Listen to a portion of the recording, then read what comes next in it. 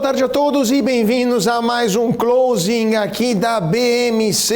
Eu sou Carlo Cauti e hoje é sexta-feira, dia 5 de maio de 2023. Estamos ao vivo, como todas as tardes, às 16 horas em ponto. Vamos juntos até às 18 horas para comentar com vocês as principais notícias do mercado que movimenta o Ibovespa aqui no Brasil, Wall Street lá nos Estados Unidos e também as bolsas do mundo todo. Vamos conversar também com convidados especiais que vão dar para a gente o norte do mercado nesse último pregão da semana. Então, para você que está se sintonizando agora, já fica aqui um recado: se inscreva no canal, deixe o seu comentário, a sua pergunta e também ative o sininho para ficar sempre ligados em tudo aquilo que movimenta o mercado financeiro e mexe também com o seu bolso. Então vamos que temos muitas notícias para comentar juntos e, como sempre, iniciamos com o nosso giro aqui da Bolsa Brasileira. Vamos ver o Ibovespa, porque hoje é um dia de glória para o principal índice da Bolsa de Valores de São Paulo. O Ibovespa está subindo 2,88% nesse momento. Como vocês podem ver aqui atrás de mim no nosso Profit da Neológica, temos mais verdinhos do que vermelhos nesse momento no Ibovespa, que está então em forte alta. Nesse momento chegou aos 105.117 pontos. Dólar cai 0,94%, R$ 4,96 de queda nesse momento para a moeda americana no câmbio com real.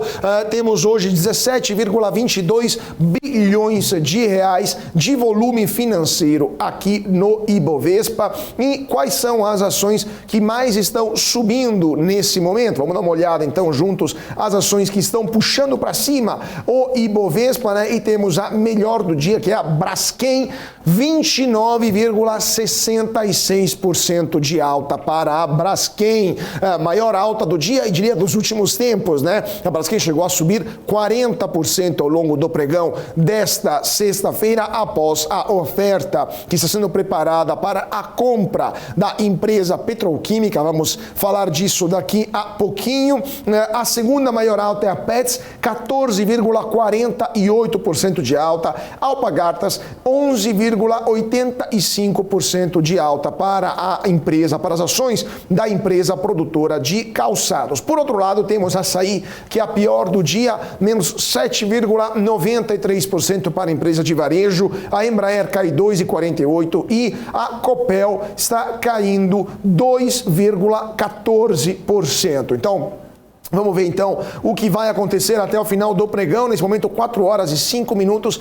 Temos ainda 55 minutos de pregão aqui no Ibovespa. E vocês já podem deixar dúvidas ou perguntas para a gente comentar juntos, né, o que está acontecendo no mercado financeiro do Brasil e do mundo. Então, vamos iniciando o nosso noticiário, porque falando justamente, né, da maior alta do dia.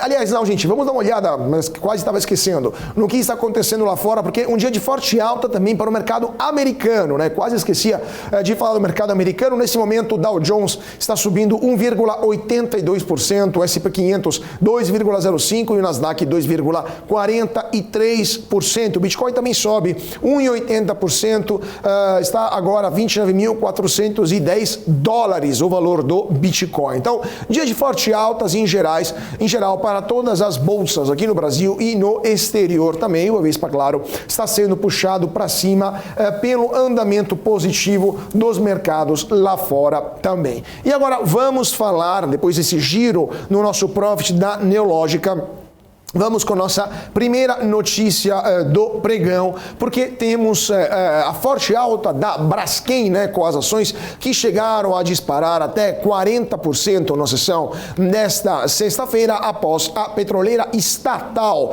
dos Emirados Árabes Unidos, a Abu Dhabi National Oil Company, ADNOC, que em parceria com a gestora Apollo estaria preparando uma oferta para comprar a empresa brasileira, ou seja, vai assumir o controle da Braskem, esta parceria entre os árabes e a Apollo, por um valor estimado de 37,5 bilhões de reais.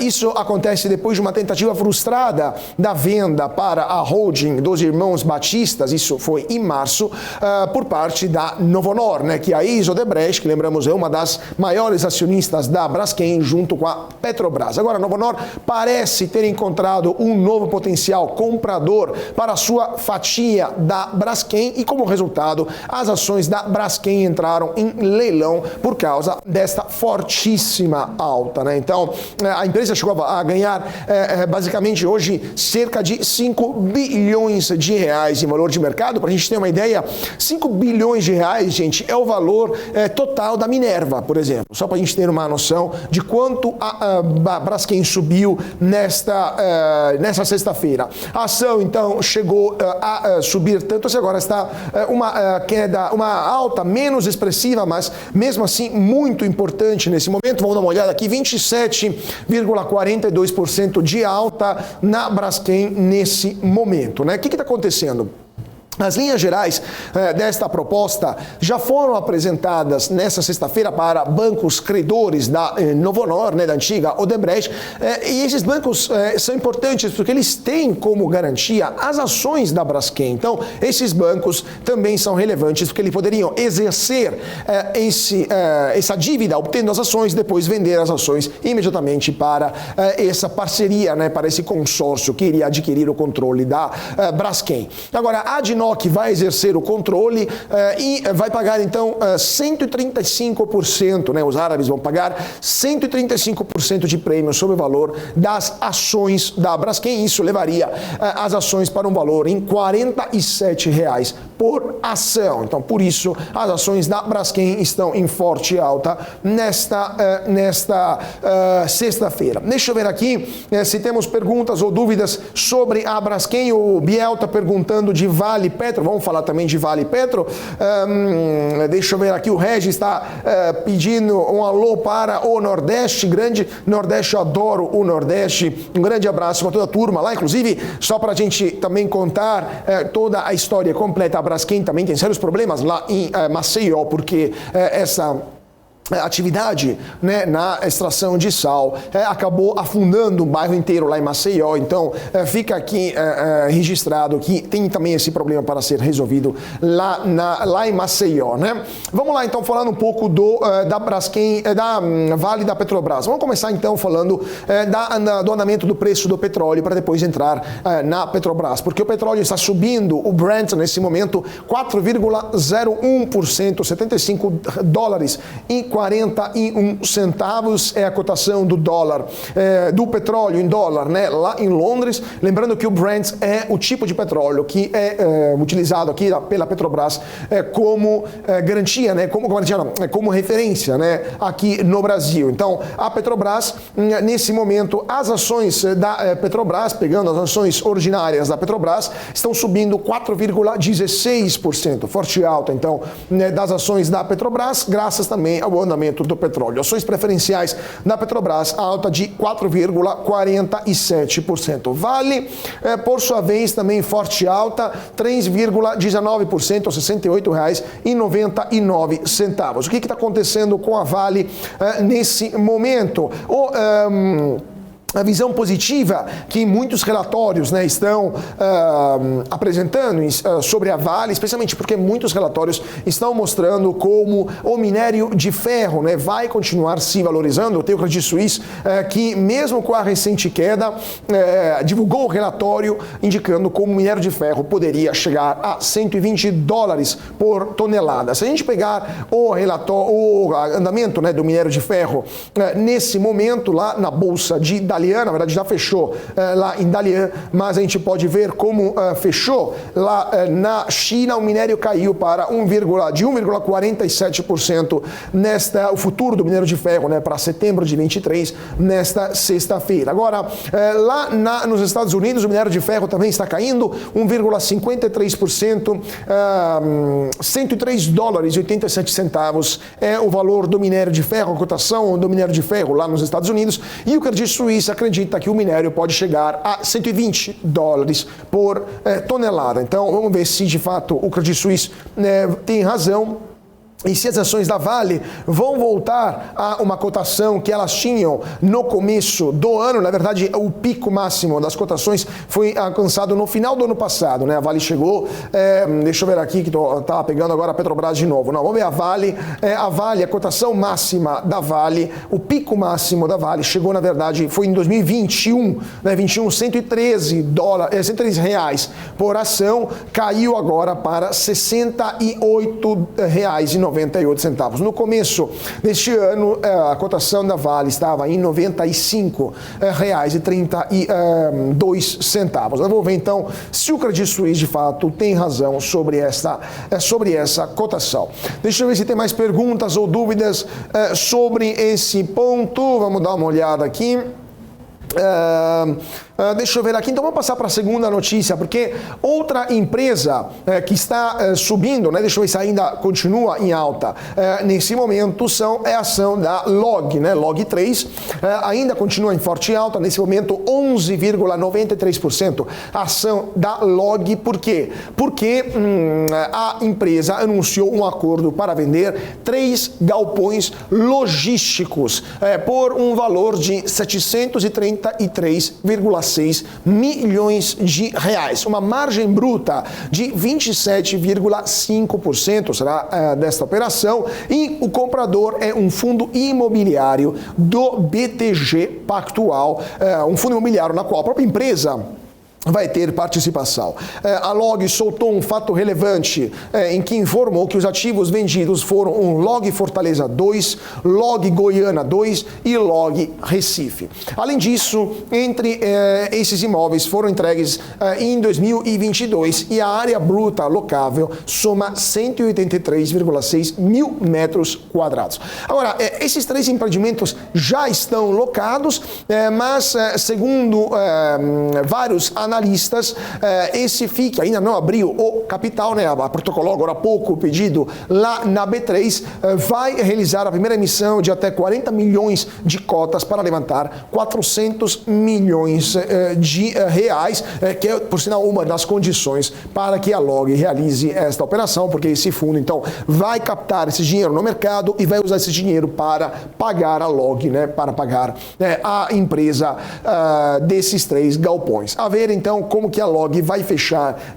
hoje, né, no final desse pregão. Se a gente pegar o andamento da empresa nos últimos anos, né, desde o começo do ano, a LOG perdeu 17,5%, mas se a gente pegar ainda mais atrás, logo depois da pandemia, a LOG estava cotada a R$ 38,64 por ação, hoje está em R$ 18,73 por ação. Então, LOG que perdeu bastante nos últimos 2 anos, né, por causa da situação que foi mudando ao longo do tempo após a pandemia. Vocês se lembram que durante a pandemia havia esse boom dos galpões, especialmente logísticos, e agora as coisas estão mais se normalizando, porque o e-commerce cresceu muito, né, o comércio eletrônico, mas agora está voltando a normalidade também o comércio analógico, né, o varejo analógico.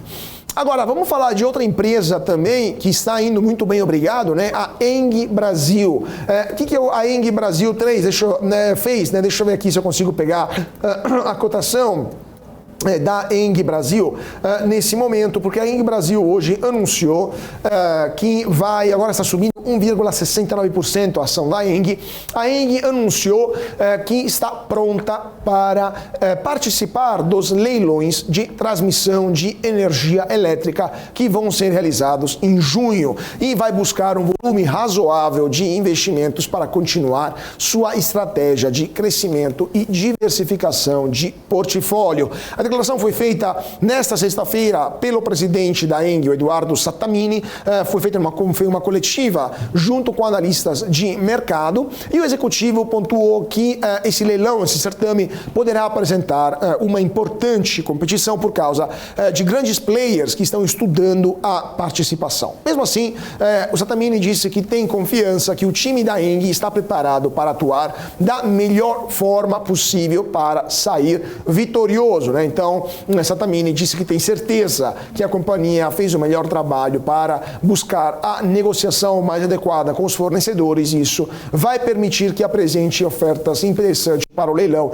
que vai acontecer, os leilões, né, que vão acontecer no próximo mês, né, já agora no mês de junho.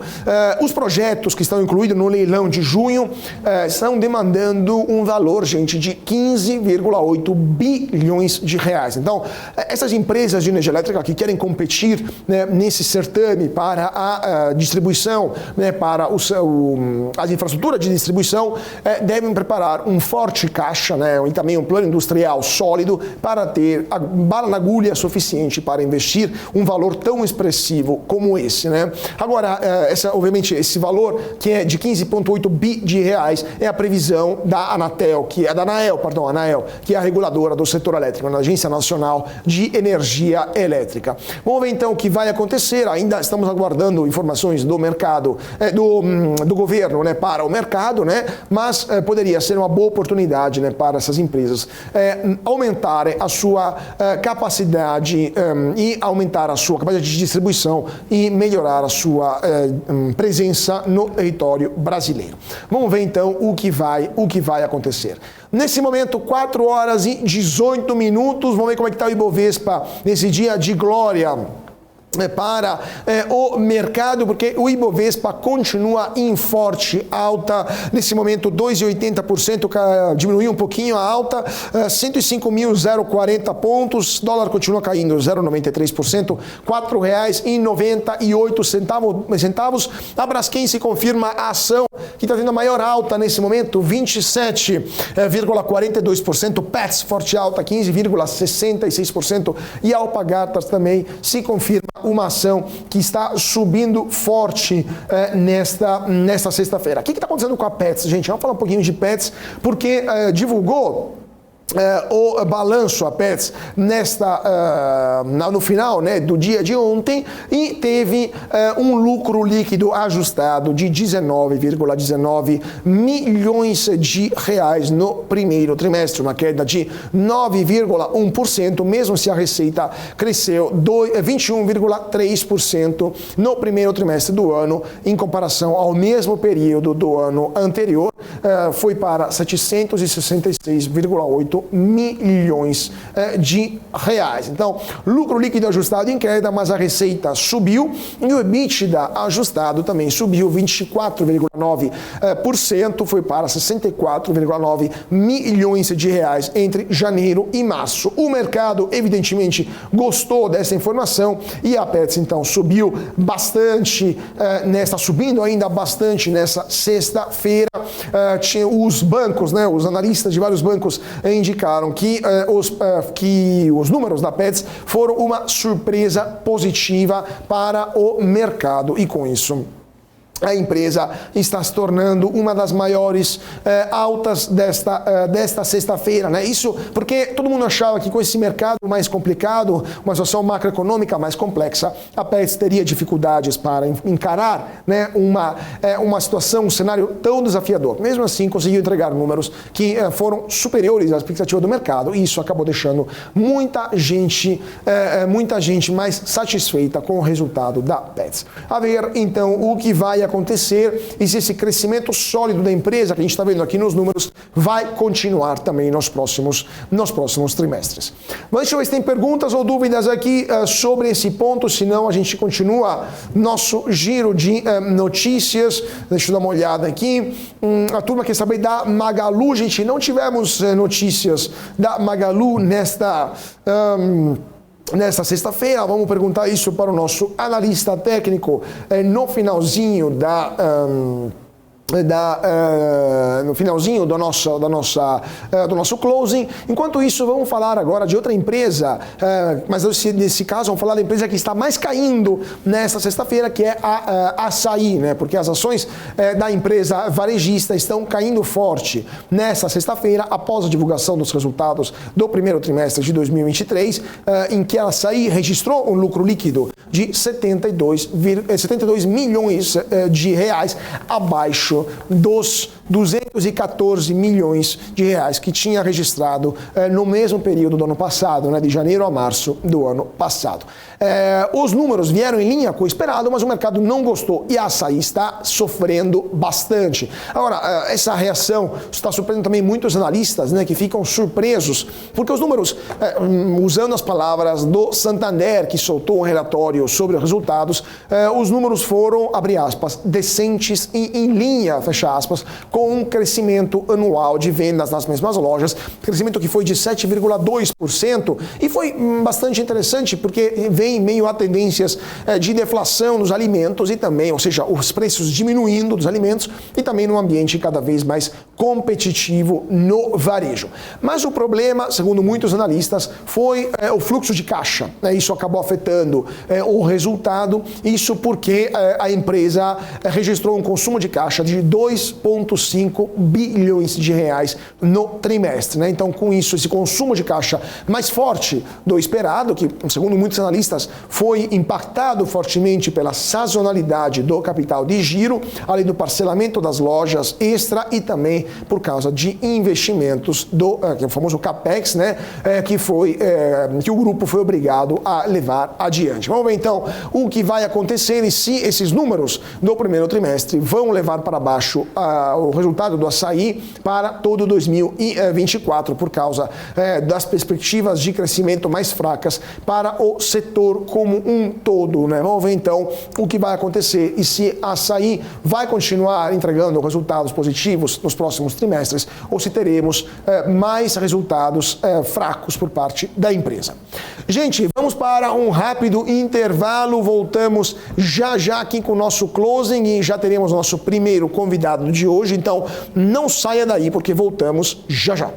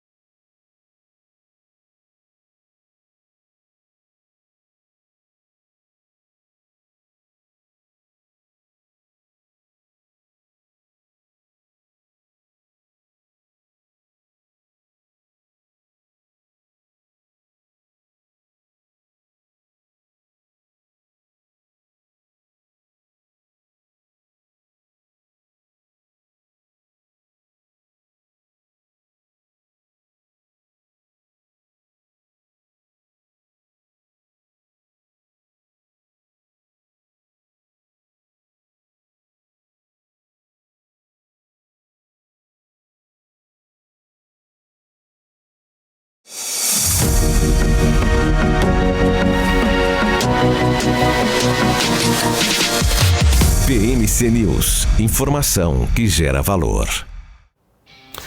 E de volta com o nosso closing nesta sexta-feira, 5 de maio de 2023. Muito boa tarde para você que está seguindo a gente aqui ao vivo nos canais da BMC. Não se esqueçam de se inscrever aqui no canal do YouTube, deixar o seu like, o seu comentário e ativar o sininho também para ficar sempre atualizado sobre todas as informações que mexem com o mercado financeiro. Bom, já temos o nosso primeiro convidado desse closing, o Guilherme Novello, analista sênior da WHG. Muito boa tarde, Guilherme, e muito obrigado por estar conosco hoje ao vivo aqui no Closing. Boa tarde, Carlos. Boa tarde a todo mundo. Obrigado pelo convite. É um prazer estar falando aqui com todo mundo. Guilherme, vamos lá. Estamos hoje com uma forte alta no Ibovespa e a ação que mais sobe, que é a Braskem, está subindo, chegou a subir 40%, agora sobe 27%. O que você está achando desse dia? Ibovespa puxado pelos mercados internacionais, movimento interno e especialmente o que você achou nessa novidade, dessa possível compra da Braskem por parte de acionistas árabes? Bom, vamos começar, Finha. Vamos começar aqui pela parte de tecnologia aqui fora, que é onde eu consigo te ajudar mais nessa parte. Mas ontem a gente teve alguns resultados de algumas empresas que são bastante, tem um alto nível de short interest aqui fora. Algumas empresas como Carvana, Opendoor, que tiveram um resultado um pouco acima da expectativa. Isso disparou aí algumas dessas empresas estarem aí subindo 30%, 40%, e isso acaba disparando um rally que a gente fala que é de baixa qualidade, de certa forma, para o setor como um todo, né? Mas aí com isso a gente está começou nessa parte, aí se expandiu para o resto. A gente teve outras empresas também puxando, que é um rally de mais qualidade. A Apple ontem reportou os resultados também, resultados bastante fortes, apesar de uma expectativa bastante negativa, e eu acho que isso está contribuindo para esse rally que a gente está vendo hoje. Pois é, né? Terminando esse papo, interessante essa questão do rally lá fora também, né? A Apple ontem veio bastante forte o resultado, especialmente dos iPhones, né? Então, até surpreendeu um pouco o mercado, a situação lá fora da empresa. E é um ponto positivo para o mercado que está meio preocupado de uma possível crise bancária, né? Vários bancos regionais que estão meio periclitantes lá nos Estados Unidos, mas também muitas empresas do setor de tecnologia estão sofrendo, né? Então, a Apple é um outlier, um ponto fora da curva, ou ainda a economia americana do setor, especialmente de tech, está sólida nesse momento? Assim, os resultados das Big Techs, que assim, o passado foram bons. Eu acho que vamos comentar aí uma a uma, mas começando por Apple, que foi ontem à noite, a expectativa de Apple era uma expectativa negativa, tá? Por conta, a gente está vendo essa pressão macro, você está vendo o consumidor desacelerando compra e considerando o custo aí não só do iPhone, mas de toda a linha de produtos da Apple, existiu uma expectativa de que isso vai começar a afetar a companhia. Mas a expectativa já estava baixa, estava negativa, e eles tiveram um trimestre bom, tá? Esse trimestre foi beneficiado especialmente que foi o primeiro trimestre que eles conseguiram balancear a demanda, a demanda e o supply e a demanda, e com isso você teve um catch-up do que estava nos trimestres anteriores, uma demanda suprimida pela ausência desse fornecimento, que agora foi beneficiado nesse trimestre, porque agora a gente não tem mais o problema o que eles chamam aqui fora, desculpa, tá me fugindo a palavra em português, supply constraint, tá? Então, foi muito beneficiada nesse trimestre. Agora, a discussão de Apple que a gente vai ter agora considerando o valuation da companhia. Então, assim, a Apple hoje negocia aí a 28 vezes preço-lucro nos próximos 12 meses, que já é um múltiplo, é um prêmio já bem cheio em relação ao S&P. Você tem uma empresa que está desacelerando, então ela teve o segundo trimestre aí de queda de receita. Você teve a principal motriz de crescimento deles, que é a parte de serviço também aí crescendo só 5%. Você tem as compras as vendas nos Estados Unidos e na China, que são os países que mais contribuem para a receita da Apple, representam aí mais ou menos 60%, desacelerando e tendo tido resultados fracos nesse trimestre. Você tem essa pressão macroeconômica que deve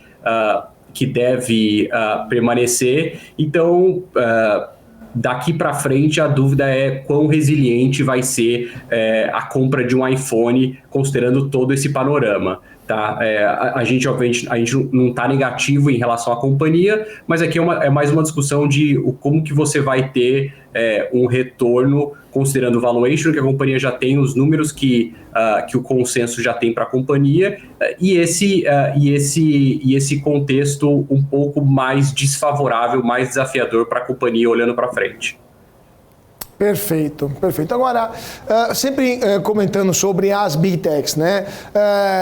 O que está se tem alguma percepção lá nos Estados Unidos sobre regulamentações também das Big Techs? Eu estava vendo que lá nos Estados Unidos tem essa proposta de regulamentar, por exemplo, a inteligência artificial, né? Aqui no Brasil também teve a PL da censura há um tempo atrás.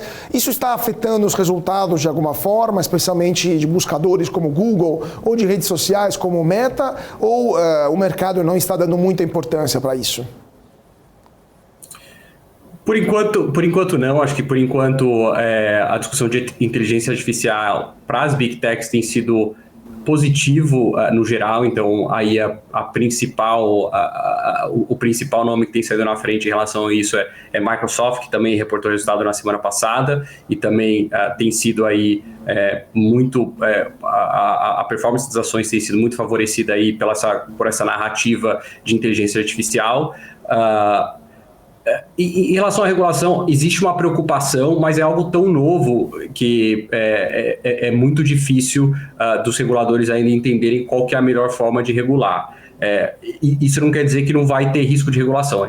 Eu acho que para as Big Techs sempre vai ter esse risco de regulação. A gente teve aí, essa semana, saiu uma notícia mais negativa de regulação para Facebook. Nada muito relevante material para a companhia, então uma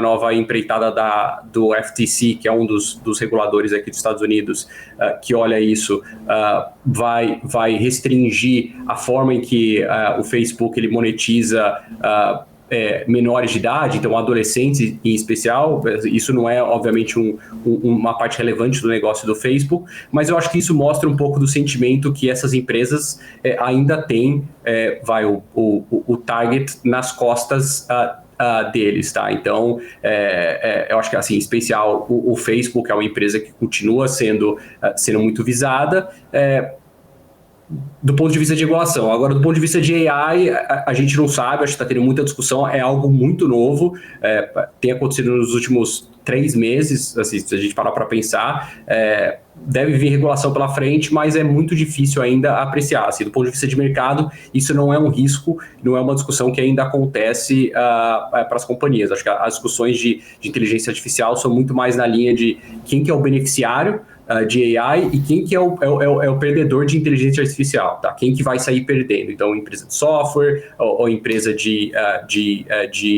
então, teve uma empresa de educação de educação online que já reportou resultado essa semana e acusou um golpe em relação ao ChatGPT, falando que as vendas aí de um dos produtos está sendo bastante afetado pelo ChatGPT. Enfim, então assim, a discussão agora é muito mais quem se beneficia e quem que é perdedor aí com as inovações de inteligência artificial.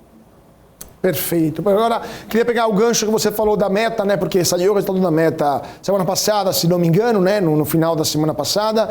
E o resultado veio até acima do esperado. Forte queda no lucro, né? Mas veio acima do esperado. 2 perguntas sobre a Meta. O que o mercado está esperando para até o final desse ano, né? E também esse investimento maciço que o Zuckerberg decidiu nos últimos anos, se não me engano, são 20 bilhões de dólares sobre o metaverso, né, que no final das contas se tornou algo não utilizado, né, pela maioria das pessoas, algo que não está vingando, pelo menos do ponto de vista comercial. Quanto está pesando na expectativa futura dos investidores em cima da Meta? Perfeito, vamos lá. Então, o seu primeiro ponto, o resultado de Meta na semana passada foi um resultado muito positivo. A companhia ela vinha numa toada de perder, de decrescimento e de revisar números para baixo, e aí esse último resultado a gente teve essa tendência oposta.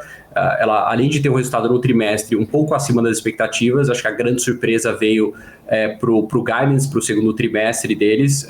Eles o mercado esperava que eles iam dar um guidance aí de crescimento em torno de 4% e 5%, e a companhia deu um guidance aí de crescimento no topo do range de 12%, desculpa. Então, o crescimento acima de 10%, que vai ao double digit, veio muito antes do que o mercado esperava.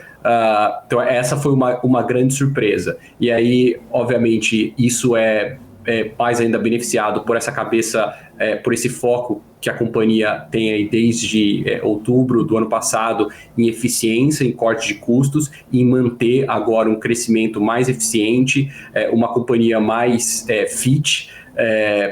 Então ele tem um compromisso de manter o OPEX ou o crescimento de pessoas aí para o próximo ano abaixo de 2-3%. Então quando você para pensar no crescimento que a companhia vai ter, tanto por uma melhora do macro, mas em especial pela recuperação de sinal que eles estão tendo por conta do IDFA, então todos os investimentos que eles fizeram em inteligência artificial e as formas para conseguir recuperar sinal aí do IDFA da Apple para deixar os investimentos, os produtos de advertising com um retorno melhor pro anunciante, tudo isso tá agora trazendo os frutos, e com esse impacto na receita e uma base de custos aí mais reduzida, você tem aí esse impacto de alavancagem operacional, expansão de margem, que é onde, enfim, onde os investidores sempre gostaram de Meta pela margem pela alavancagem operacional, pela margem que eles tinham, pela geração de caixa,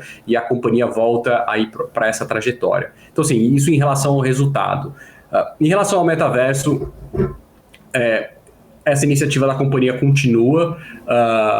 Na última conferência de resultado, eles deixaram claro que isso continua. A diferença é que você tem um foco menor, tá? Isso deixou de ser, apesar deles terem mudado o nome, né, há 2 anos atrás, e ter pivotado a companhia mais para essa visão, agora virou mais um projeto interno dentro da companhia, e o investimento nesse novo produto vai ser muito mais limitado aos resultados e ao crescimento do lucro, tá? Então, assim, diferente do que foi feito no passado, em que a companhia estava investindo quanto achava que deveria ser investido nesse segmento, nesse novo projeto, agora eles colocaram mais disciplina para limitar a um valor de crescimento do lucro. Então, apesar da iniciativa continuar lá, existe uma visão com muito mais disciplina em relação a esse custo. Então, isso deu uma acalmada nos investidores, em que ele não vai simplesmente colocar aí todo o dólar adicional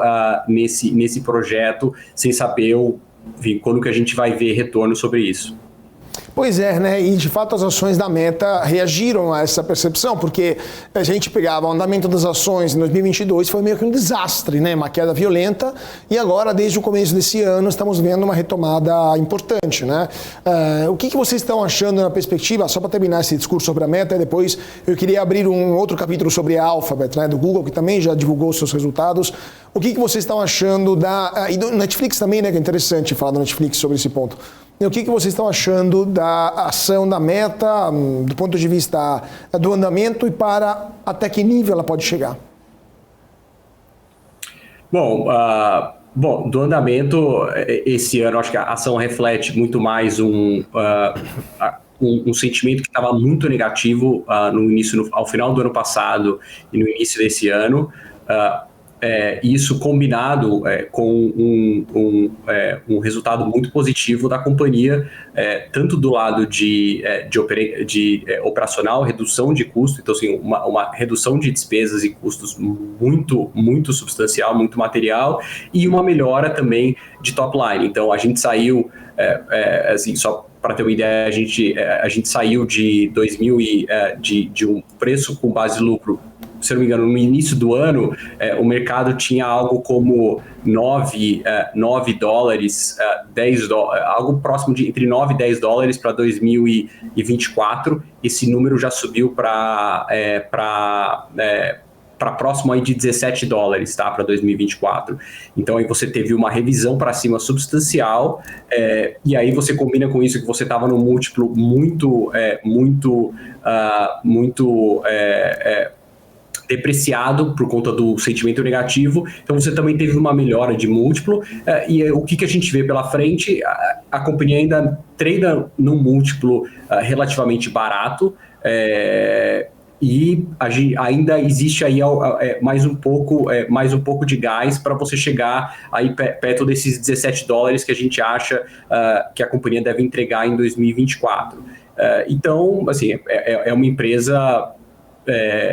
tem uma combinação aí de ventos favoráveis, aí, tanto do lado de receita, quanto do lado de expansão de margem, que deve continuar favorecendo a empresa, tanto do lado de múltiplo, como também o mercado chegar aí nesses $17 de 2024. Perfeito. E agora, última questão, então, vamos falar sobre a Alphabet, né? A controladora do Google também teve resultado que teve uma queda, mostrou uma queda no lucro, né, e da receita, mas ao mesmo tempo a ação da Alphabet não está aparentemente sofrendo consequências maiores, está em alta lá no Nasdaq, né? O que esperar da Alphabet? O que aguardar também? Qual seria o andamento da ação, considerando que estamos tendo um cenário muito diferente em relação àquele que foi durante a pandemia, né? O que vocês estão olhando para, o que vocês estão vendo para a Alphabet nos próximos meses? Bom, a discussão em Alphabet é um pouco diferente. Assim, o resultado dela na semana passada, o resultado em si foi um resultado melhor do que o esperado também. Então, assim, até dando um passo atrás, existia uma preocupação e, de certa forma, um negativismo em relação de como seriam os resultados das Big Techs.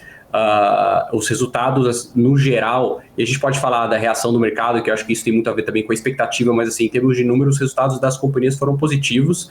Obviamente mostra alguma desaceleração, mas ainda bastante positivos, tá? Com a maior parte delas surpreendendo o mercado.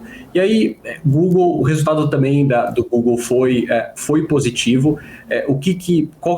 A discussão de Google é uma discussão um pouco diferente, porque Google, diferente de Facebook, que há 2 anos atrás, há 1 ano atrás, existe uma preocupação muito grande em relação ao estrutural do negócio, em relação à viabilidade futura do negócio, por conta de competição, por conta de perda de sinal da Apple.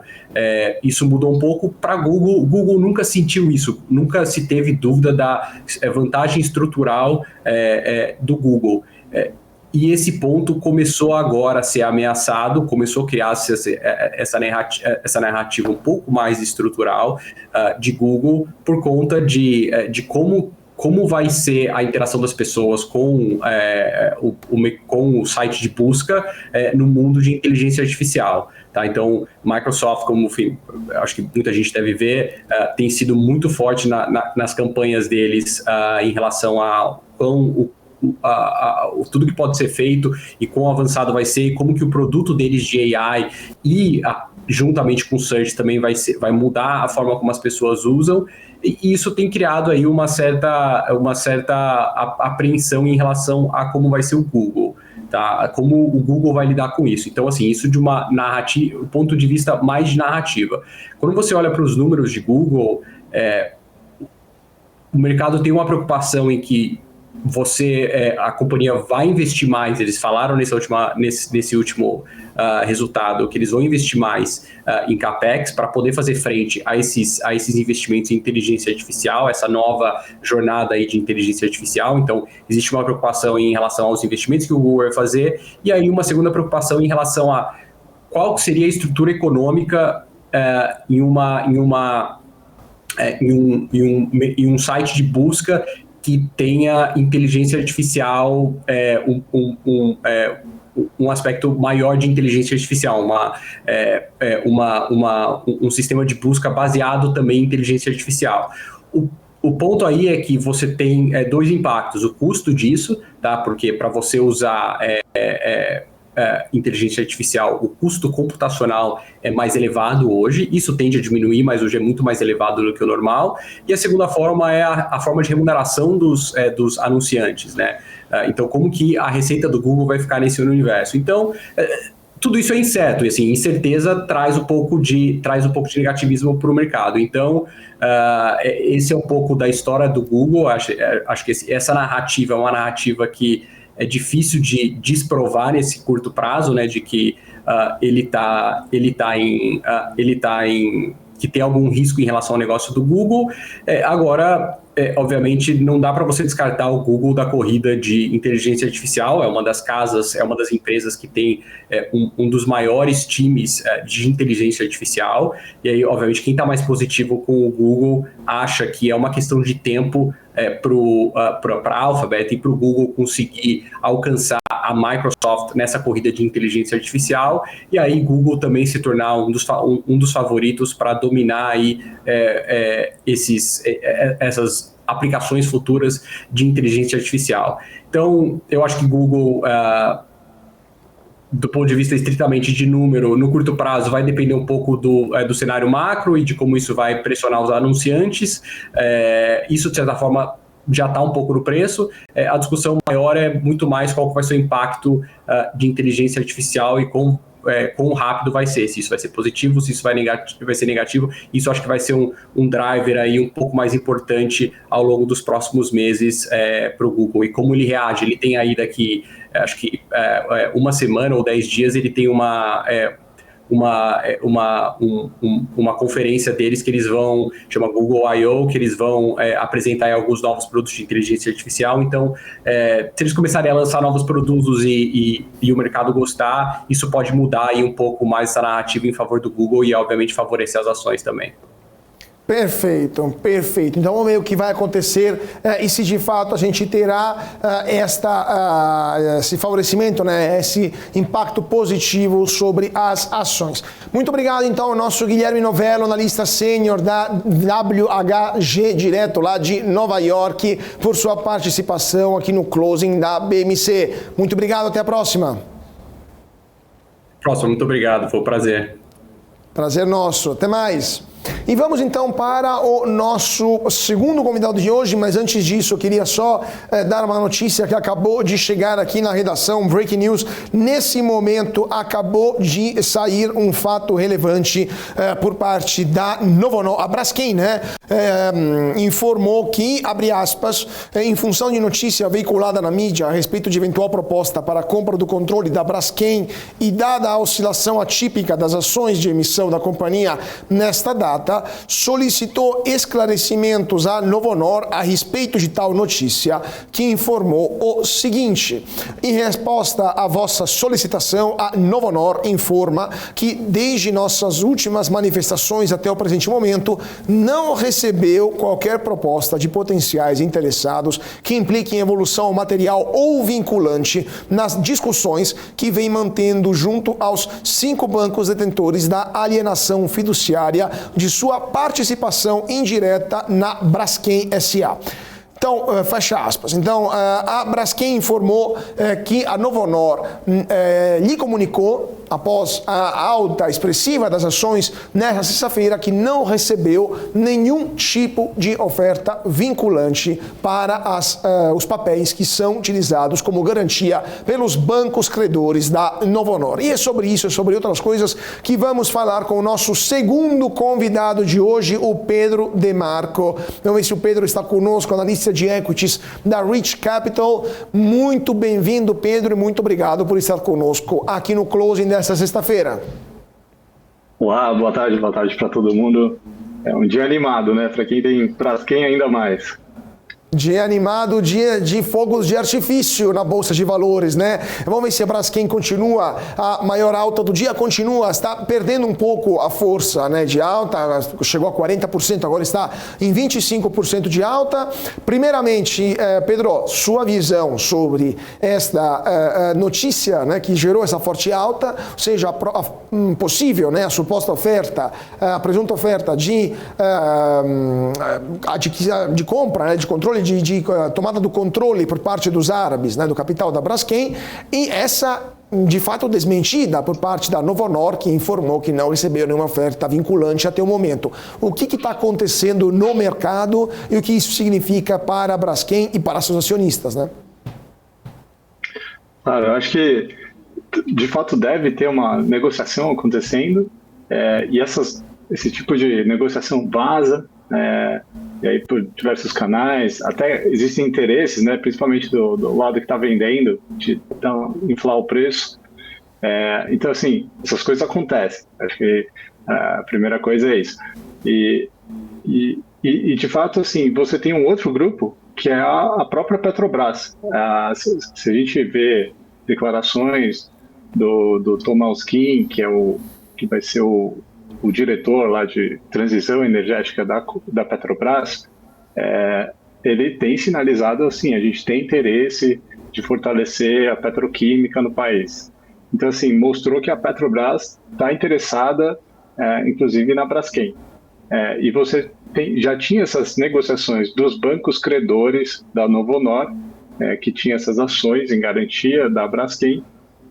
Então, assim, lembra que a Braskem é um controle compartilhado da Novonor, né, antiga Odebrecht, com a Petrobras.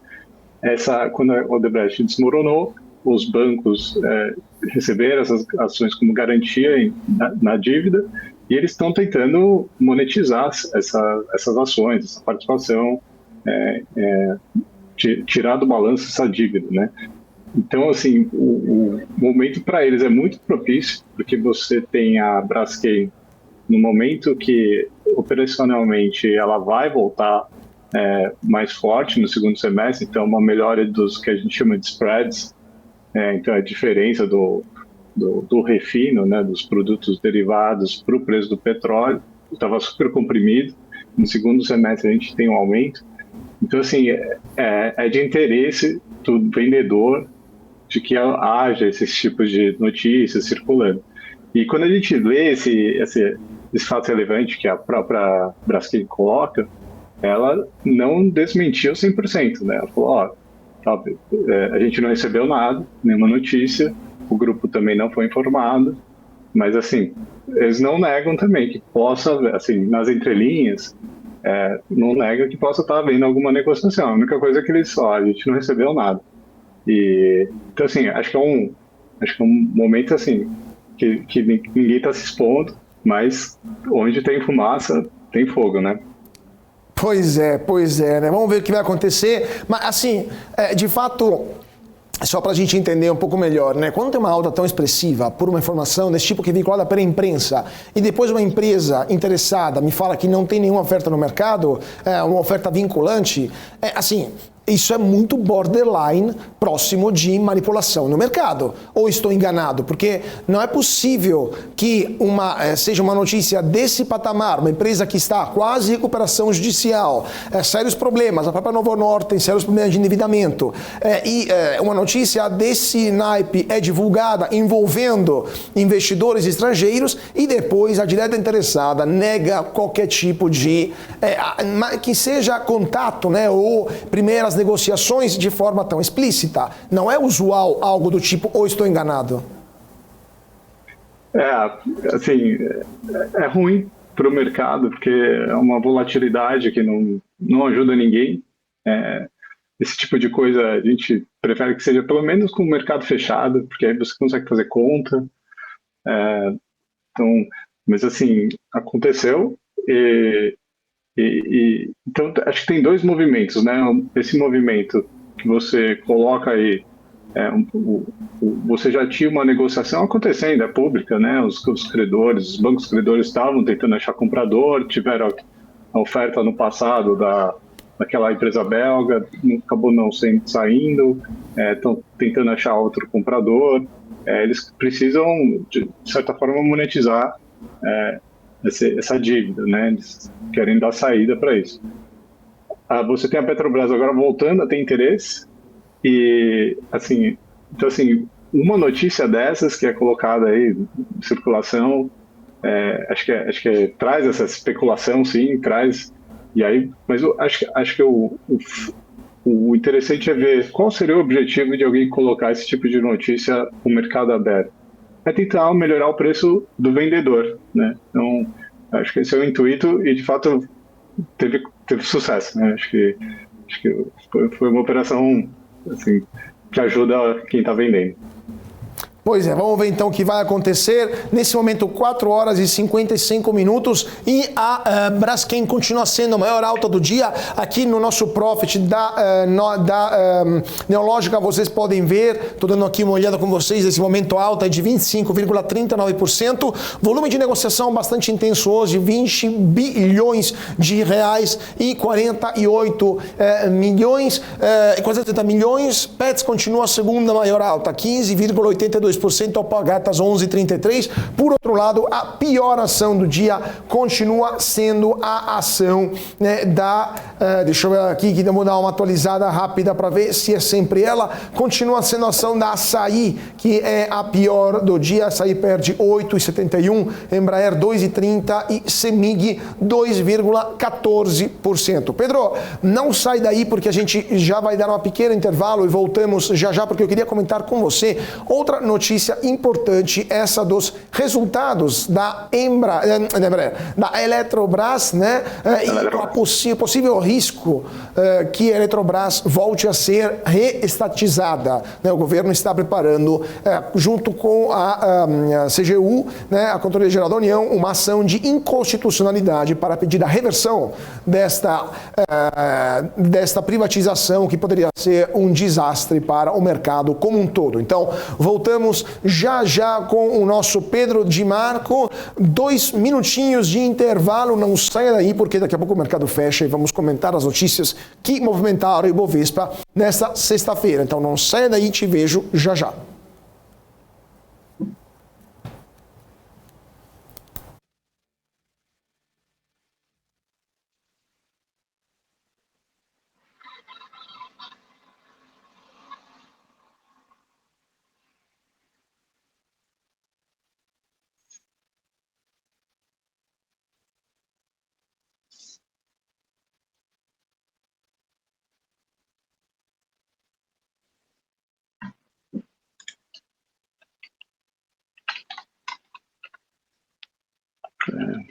Deu.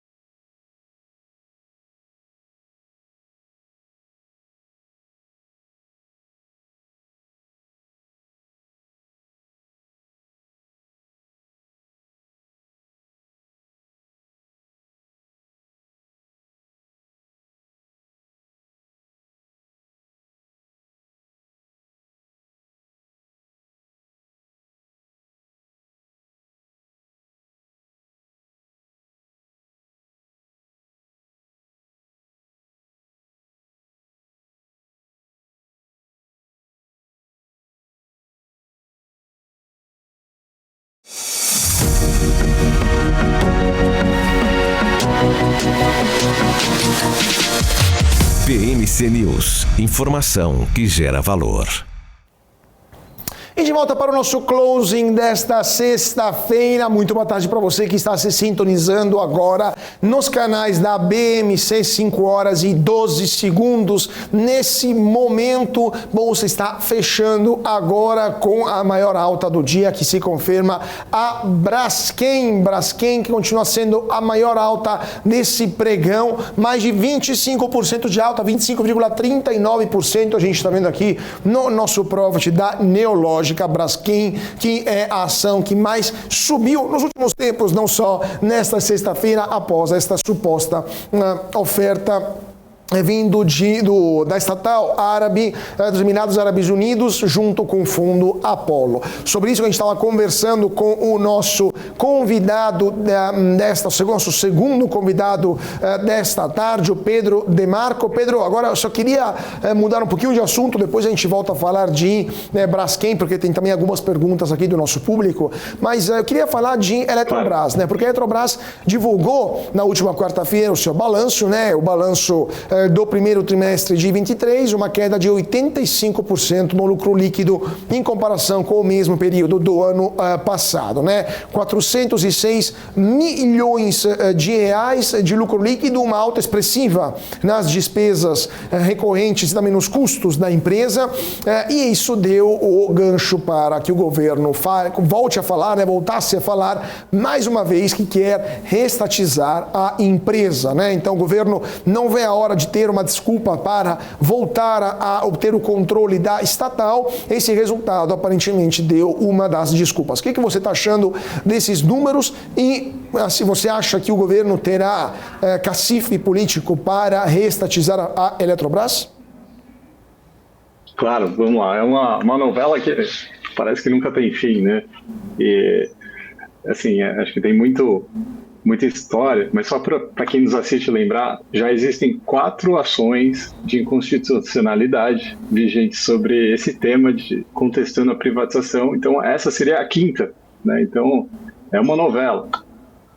Assim, para a gente parece assim, sempre que a ação parece que vai subir, aparece alguma coisa assim desse jeito para não deixar a ação subir.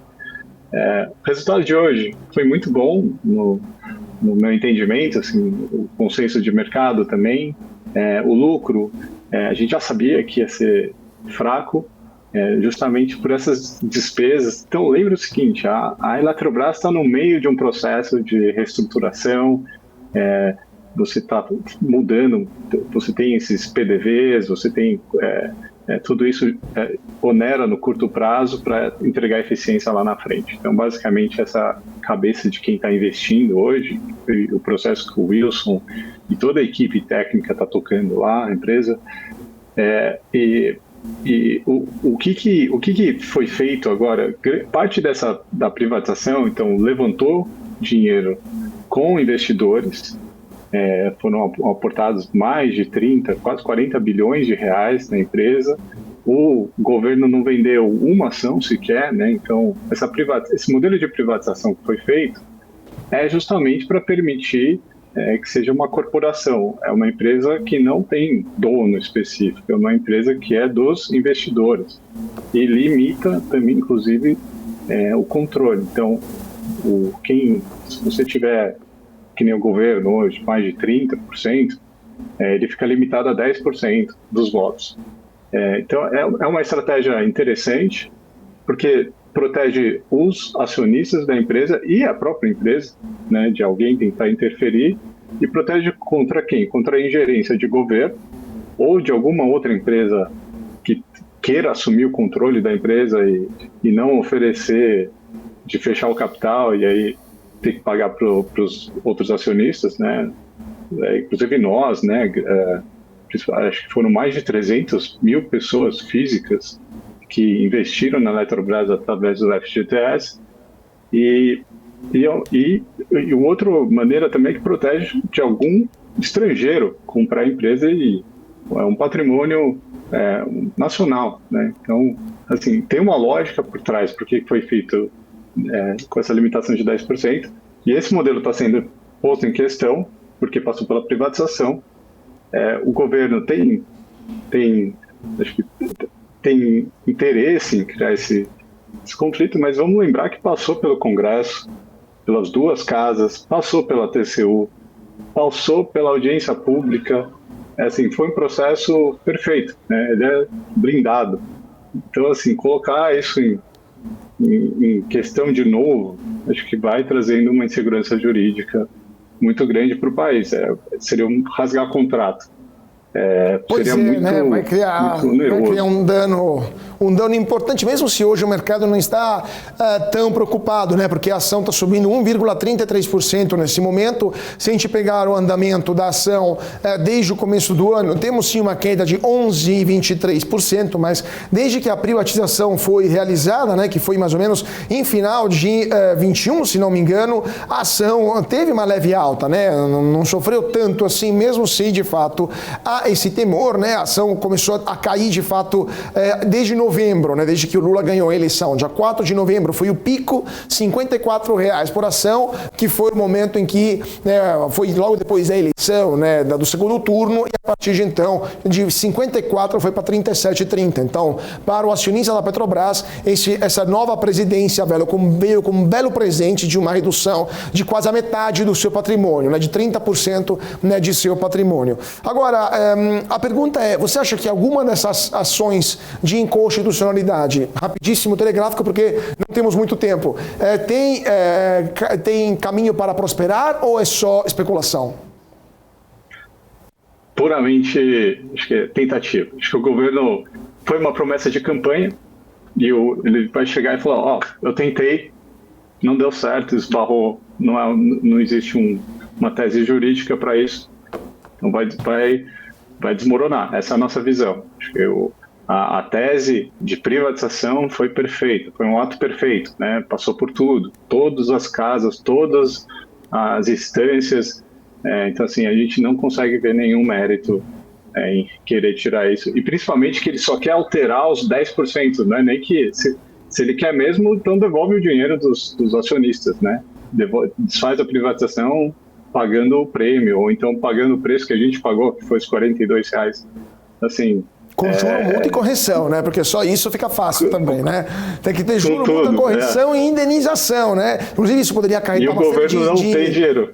Ele não tem dinheiro, então, de fato, tudo é mais fanfarronice, né? Por parte de um executivo que não consegue governar direito e fica inventando essas besteiras do que, de fato, a capacidade de levar adiante um país que precisaria de muitas coisas muito mais sérias do que esse tipo de palhaçadas, né? Agora, continuando sobre o nosso papo de... Não, porque, assim, algumas coisas, de fato, devem ser clarificadas e definidas como são, né? Então, bravatas, nada mais do que isso.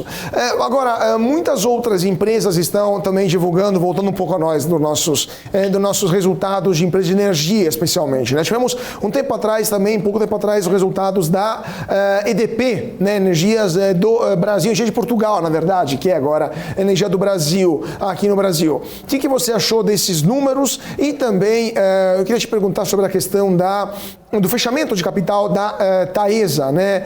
O que você está achando dessa decisão dessa empresa de fechar o seu capital, né? Da controladora de fechar o seu capital?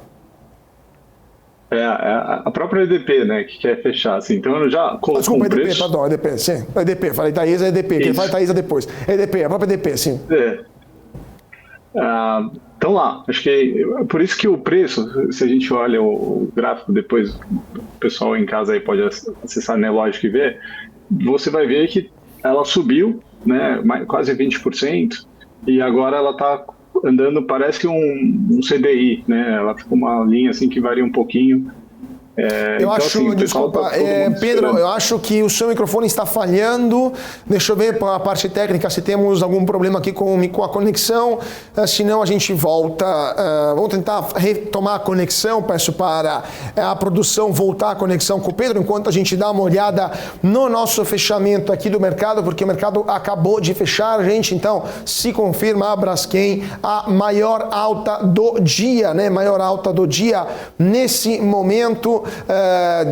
Fechamento do mercado, alta confirmada em 23,62%, a Petsa 15,99%, Alpargatas alta de 11,98%, volume de negociação 22,02 bilhões de reais, dólar futuro caiu 0,89%, R$ 4,96, então Ibovespa, que por sua vez subiu 2,91%, 105.151 pontos. Pedro de volta então conosco para retomar o raciocínio sobre a EDP. Pedro, de novo com você.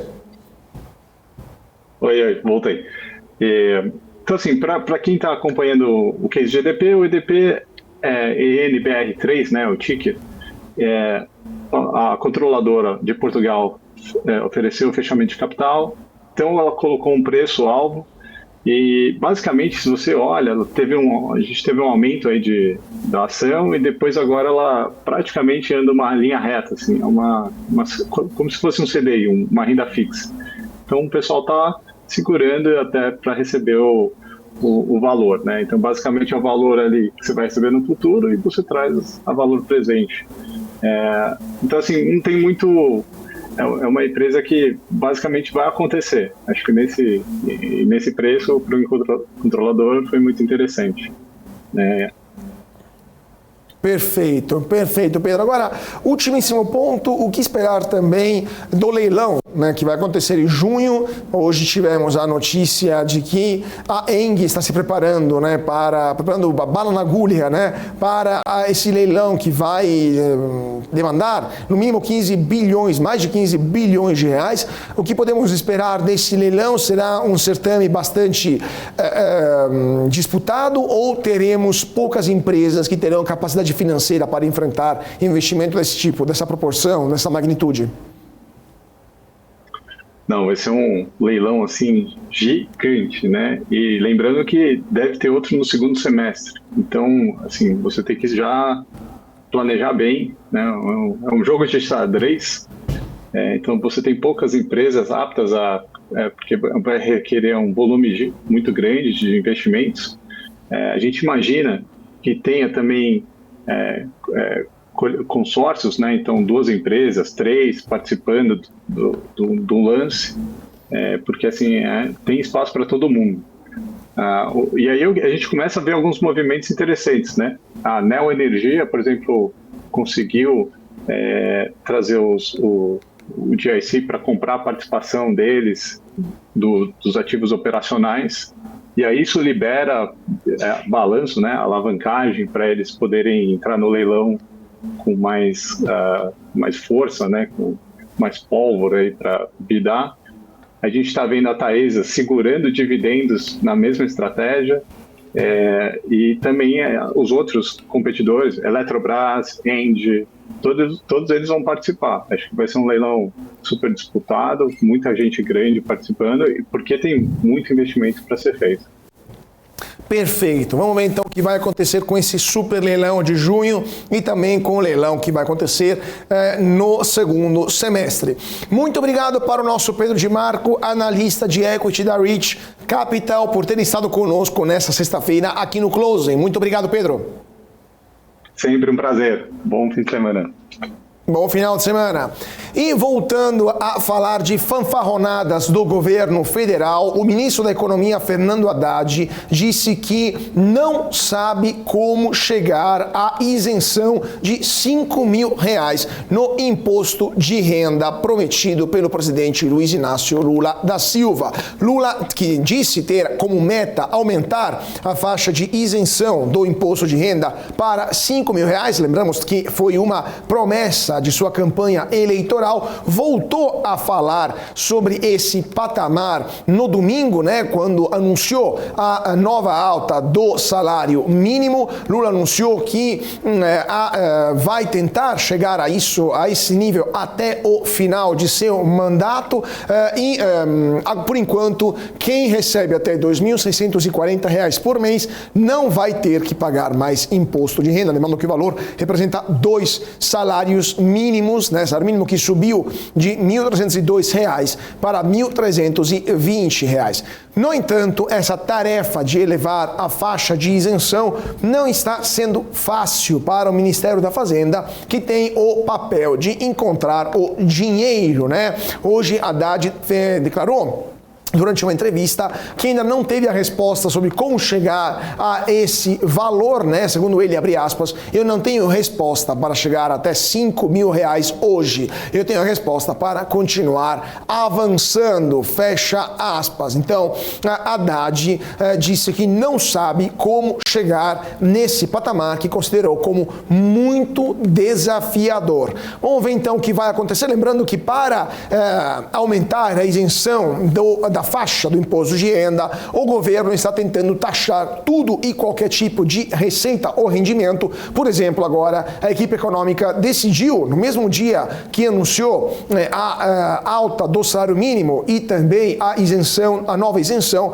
decidiu informar que vai passar a taxar rendimentos de aplicações financeiras de brasileiros no exterior, né? Isso foi feito através de medida provisória que vai tributar rendimentos recebidos no exterior por meio de aplicações financeiras, entidades controladas e trusts, né? Que lembramos que trusts são fundos utilizados para administrar quantias de terceiros em paraísos fiscais. Com isso, então, vão ser criadas 3 faixas de cobrança que serão taxadas até 22,5%, isso na faixa mais alta. Então, vamos ver o que vai acontecer, mas para tentar aumentar essa isenção, que o ministro Haddad não sabe como fazer, lá vem mais impostos para todos os outros. Então, preparem o bolso, porque vai doer e muito. Bom, e falando também de investidores estrangeiros, os gringos estão iniciando o mês de maio, fazendo jus, né, a um dos provérbios mais tradicionais de Wall Street, né, que é o sell in May and walk away, ou seja, venda em maio e vai embora, né? Os gringos que em abril compraram 2,7 bilhões de reais em ações brasileiras, agora venderam nos primeiros 2 dias de maio 1,5 bilhão de reais na B3, né? No primeiro dia do pregão de maio, né? No dia 2, a retirada foi de 1,29 bilhão. No dia seguinte também os saques continuaram, mesmo que com menor força, né? 387 milhões de reais, e com isso o saldo ficou negativo no começo do mês em 1,68 bilhão de reais. Isso acabou encolhendo o acumulado dos ingressos em 2023, que agora vai para 11,5 bilhões de reais. Um indício que mostra como os gringos estão vendendo, né, mais do que comprando no Brasil, seja por causa da situação dos juros lá fora que estão subindo, então muitos americanos estão regressando, muitos estrangeiros estão regressando para o mercado americano ou mercado europeu, porque são mercados com risco muito menor do que o Brasil, mas também porque lá fora o mercado está puxando e muito, né? Então, vamos ver se essa tendência vai continuar ao longo de todo o verão no hemisfério norte, né? Lembrando que os gringos começam as férias agora em junho e só voltam em setembro, e vamos ver se a gente vai ter a volta dos gringos só então, ou se teremos uma retomada da entrada de capital estrangeiro aqui no Brasil. Deixa eu ver se tem perguntas ou dúvidas aqui sobre esse e outros pontos. Vamos lá se tem perguntas ou dúvidas aqui de nosso público, antes de chamar o nosso terceiro convidado de hoje, que é o nosso convidado, nosso analista técnico, com o qual iremos analisar a situação nesta sexta-feira, né? Nessa sexta-feira bastante intensa de mercado. Agora, vamos ver então, vamos continuar o nosso noticiário, depois chamamos já o nosso convidado, porque a Organização Mundial da Saúde declarou o fim da emergência global de saúde pública da Covid-19. Segundo o OMC, a pandemia está em tendência de queda, com a imunidade da população aumentando devido seja à vacina, mas também à infecção, que lembramos, acaba imunizando também as pessoas que foram contaminadas, né, que foram infectados, e isso levou para menos mortes, segundo informações da própria OMS. Os Estados Unidos devem encerrar sua própria emergência de saúde pública da Covid já na próxima quinta-feira, e segundo a organização, então, a pressão sobre os sistemas de saúde internacionais está diminuindo, isso segundo o próprio diretor-geral da OMS, o Tedros Adhanom.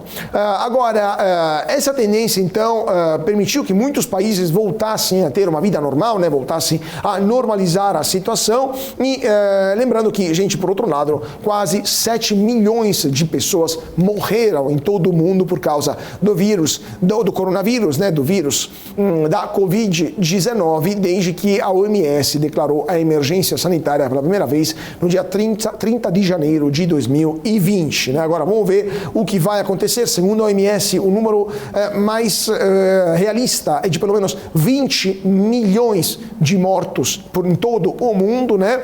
E vamos ver então se de fato esse número será atualizado ou não. Agora, segundo o diretor-chefe da OMS, chegou a hora dos países fazer uma transição de uma resposta de emergência para um simples gerenciamento da Covid como outras doenças infecciosas, né? Lembrando que a Covid, gente, foi individuada pela primeira vez na China em 2019. A China enfrentou, por sinal, duras críticas por não ter alertado o mundo de forma eficaz do risco que esta pandemia, que esse vírus acarretava. E isso acabou afetando muita gente mundo afora. Então, China fortemente criticada por ter escondido, especialmente, os dados no começo da pandemia. Isso impediu que outros países pudessem se preparar para enfrentar a Covid-19.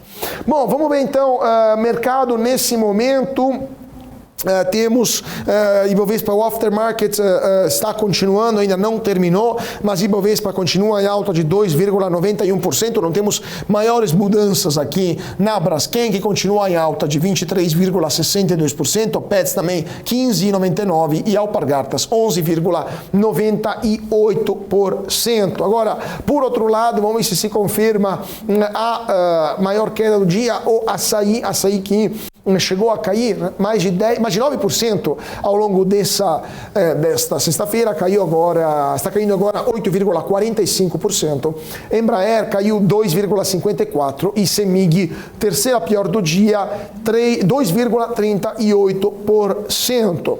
Deixa eu ver se temos mais resultados vindo do exterior, porque é agora que as empresas lá fora divulgam os seus resultados logo depois do fechamento do mercado lá em Nova York, mercado que, por sinal, vamos ver aqui como é que está fechando, como é que fechou Nova York. Dow Jones alta de 1,65%, S&P 500 alta de 1,85% e Nasdaq alta de 2,25%. Não temos, por enquanto, resultados que estão saindo nesse momento lá em Nova York, não temos maiores novidades vindo lá dos Estados Unidos. Deixa eu ver se tem mais questões aqui em aberto, deixa eu dar uma olhada aqui, senão, não, tá tudo ainda muito tranquilo por lá, mas com certeza a gente vai continuar seguindo o andamento das bolsas americanas, dia bastante interessante hoje por lá. Gente, vamos para um rápido intervalo, não se esqueçam de se inscrever no canal, deixar o seu like, o seu comentário, ativar o sininho para ficar sempre atualizados sobre todas as informações que movimentam o mercado de capitais, mas especialmente compartilhem esse vídeo com os seus amigos investidores. Isso ajuda muito a investir da melhor forma, porque você investe mais informado. Rapidíssimo intervalo, 2 minutinhos e voltamos já já aqui no nosso closing da BMC. Te vejo já.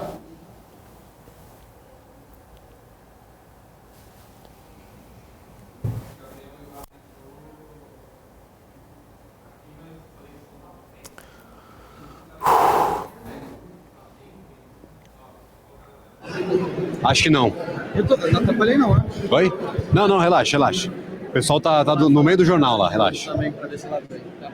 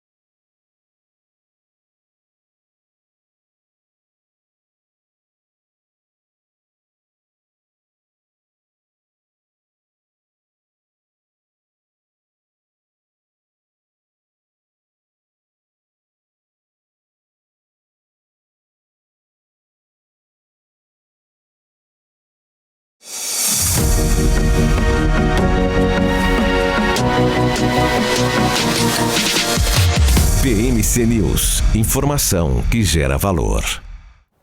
E de volta para o nosso closing aqui da BMC. Muito boa tarde para você que está chegando agora. Mais meia hora juntos para comentar com vocês as notícias que movimentaram os mercados no Brasil e no mundo nesta sexta-feira. Vamos falar agora de Bradesco, né? Porque Bradesco hoje teve um andamento, a ação do Bradesco, bastante positivo, alta de 4,98%, ação do Bancão aqui de São Paulo, R$14,77 é o valor da ação do Bradesco, que apresentou, por sinal, um resultado na última quinta-feira sem muito brilho, mas não foi também todo tão ruim, né, nesse primeiro trimestre de 2023, um desempenho que acabou então se refletindo nas ações dessa sexta, que tiveram uma importante valorização. O lucro do Bradesco veio melhor do que o esperado pelo mercado, mas a qualidade das métricas de crédito mostrou uma piora relevante, né? Agora, o que aconteceu? A inadimplência aumentou e isso acabou deixando muita gente um pouquinho mais preocupada sobre o que pode acontecer no futuro, mesmo se o tom da administração, da diretoria do Bradesco foi otimista, né, com o futuro próximo. Durante a coletiva de imprensa, o Otávio Lázari falou sobre o fato de o banco estar próximo do pico de inadimplência, né? Isso porque as dívidas de clientes que venceram há mais de 90 dias, segundo ele, deverão subir ainda mais no segundo trimestre e talvez se estender um pouco para o terceiro trimestre, mas o CEO não demonstrou preocupação com esta questão. Inclusive, o Lázari já havia avisado no final do ano passado que a inadimplência iria piorar antes de melhorar e a estimativa era que ela atingiria o pico entre o primeiro e o segundo trimestre de 2023, né? Agora, entre janeiro e março deste ano, o Bradesco registrou uma nova disparada da inadimplência que foi para 5,1%. No trimestre anterior, né, no quarto trimestre de 22, a inadimplência estava em 4,3%. Gente, quando falamos de inadimplência, estamos falando de dívidas vencidas há mais de 90 dias, tá? Então, de fato, a falta de pagamento de contas por 3 meses, mais de 3 meses. Então, uma alta importante que vem de, segundo o próprio Lázari, safras de clientes antigas e também pelo fato do Bradesco não ter vendido carteiras ativas, né? Agora, além disso, além dessa questão, outro fato que também provocou um efeito denominador, ou seja, um aumento dessa porcentagem, foi o encolhimento da carteira de crédito do Bradesco, porque se a carteira de crédito do Bancão tivesse se mantido nos patamares anteriores, a inadimplência teria crescido menos, né? Segundo o Bradesco, teria crescido de 0,5 ponto percentual. Agora, para os próximos trimestres, o Bradesco enxerga sinais positivos, uma inadimplência mais controlada, porque, segundo ele, a nova safra seriam formadas por 95% de clientes que têm um melhor rating, né? Ou seja, uma melhor nota de crédito, clientes menos caloteiros, vamos dizer assim, do Bradesco. Agora, outra empresa que divulgou os seus resultados na noite da última quinta-feira foi a Via, né, a antiga Via Varejo, que apresentou um prejuízo líquido de 297 milhões de reais entre janeiro e março deste ano, revertendo assim um lucro de 18 milhões de reais registrados no mesmo período do ano passado, né?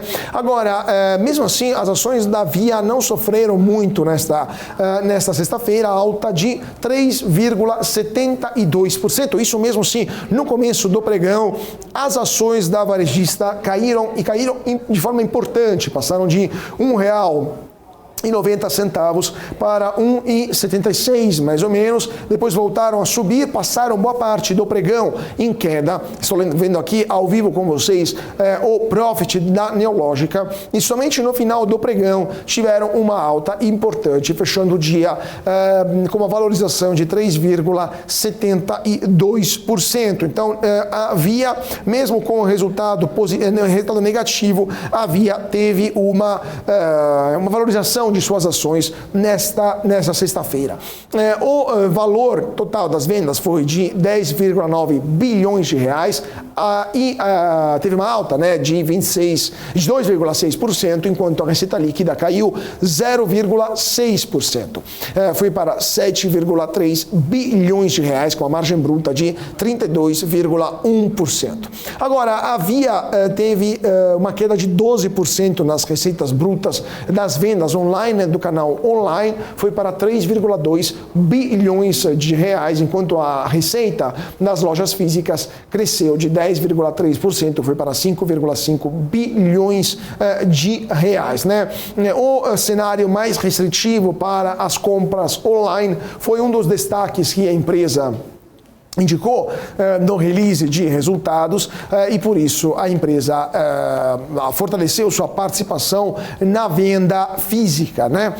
Então vamos ver o que vai acontecer com a Via, lembrando que a Via Varejo tem um endividamento muito importante e por isso então muita gente está preocupada que com juros tão elevados isso poderia acarretar consequências maiores, até porque se a gente pegar o andamento das ações dos últimos 5 anos da Via Varejo, a prejuízo, né, para quem comprou ações 5 anos atrás foi de 82,70%, tá? Para quem comprou as ações da Via no começo desse ano, já marcou uma redução do próprio patrimônio de 15,58%. Então, quem comprou em janeiro já perdeu 15,58%. E quem comprou em maio do ano passado perdeu quase 30%, 29,60% do valor de seu patrimônio em ações da Via. Então, resultado para o acionista da Via não exatamente exaltante, né? Então, nada tão interessante assim para o acionista da Via. Deixa eu ver se temos já o nosso analista técnico conosco. Vamos lá, então, temos o nosso Dalton, que já está, deixa eu ver se o Dalton já está aqui conosco, sim, já está conosco, o Dalton Vieira. Muito boa tarde, Dalton. Dalton, que é analista técnico da DV. Muito boa tarde, Dalton. É um prazer tê-lo conosco aqui no Closing desta sexta-feira. Fala, Carlos. Boa tarde a todos os participantes aí do canal do BMC News. Que momento bom para participar aqui contigo, hein, com essa alta de quase 3% do Ibovespa. À disposição, né? Carlos. Hoje, dia de glória do Ibovespa, né? Após algumas sessões bastante conturbadas, mas eu queria começar falando da grande estrela desse pregão, que foi a Braskem, né? O que você achou da Braskem? Como que está dando o andamento da ação da petroquímica? Especialmente porque a Braskem, me lembro, em dezembro de 2021, teve aquela forte alta puxada pelos super dividendos que ela anunciou e agora uma nova alta anunciada por essa possível compra por parte desse fundo, dessa estatal árabe, desse fundo americano, do fundo Apollo. O que você está vendo no gráfico da Braskem e também depois, claro, falamos do Ibovespa, como é que está a sua visão para o Ibovespa? Tá, eu vou até compartilhar já aqui minha tela, vou botar o gráfico aqui na tela. Então, assim, o que a gente teve com essa forte alta da Braskem hoje de mais de 23%, ela retomou a tendência dela de alta de curto prazo e também de médio prazo. Então, ela gera uma expectativa positiva para curto a médio prazo. Só que ela tem já um desafio bem importante aqui na faixa dos 26 e 25, que é onde ela pode parar de subir, porque a tendência de prazo maior, que olhando para um gráfico mensal, olhando para a questão dos zigue-zagues, ele ainda é descendente. Então, o principal desafio desse ativo está nessa região acima dos 26, por volta de 26 e 25 até os R$26, é a região de desafio desse papel. Mas, de maneira geral, assim, eu entraria, sendo bem objetivo, Carlos, eu entraria comprando já aqui Braskem nesse nível aqui, só por causa desse pregão? Ainda não, porque é sempre qual o risco, né? Se ela voltar a 20%, seria onde eu sairia dessa posição, porque deu errado a operação. Então, para eu buscar um retorno muito maior, vai ter que subir 40% para ter uma boa relação com o retorno. Mas o fato é, como ela migrou para um cenário positivo de curto a médio prazo, seria um ativo que sim, nos próximos pregões, após, vamos dizer assim, o mercado digerir um pouco mais essas informações, eu ficaria atento para buscar a operação de compra, ou seja, fez alguma movimentação para baixo, eu ficaria atento para justamente abrir compra nesse papel, pensando no curto a médio prazo. Ainda não seria uma decisão minha de entrar comprando num prazo mais longo, não. Perfeito, perfeito. E agora, deixa eu ver se ainda está conosco o Dalton, tá sim. E agora falando então, continuando então, Dalton, por favor. A Braskem eu já terminei, tá? Assim, se quiser pegar outro ativo. Vamos lá. Não, você estava vendo que você estava vendo outro ativo, não? Então vamos lá. Então, continuando então para os outros ativos que hoje se destacaram, tivemos a Petz também, que teve uma forte alta, e também a Alpargatas, né, que foi a terceira maior alta do dia. O que você está achando desses dois ativos? Começar pela Alpa 4, né, que teve também uma alta bem forte no dia de hoje, 12% praticamente. Enfim, era um ativo que vinha sofrendo, né, vamos dizer assim, como o mercado costuma falar, está amassado, né, uma tendência de baixa muito relevante. Eu enxergo isso aqui, esse início aqui, essa subida dessa semana principalmente, olhando para um gráfico mensal, está vendo aqui a superação da máxima no mês anterior. O que isso significa? Significa que depois de igual aqui, houve um longo movimento de baixa e houve um sinal de alta aqui nesse mês, igual está acontecendo aqui, muito semelhante. O que aconteceu na sequência? Um movimento fraco para cima, porque esse aqui foi muito forte. Como esse aqui também foi muito forte, eu esperar que esse ativo venha aqui em cima de novo é menos provável.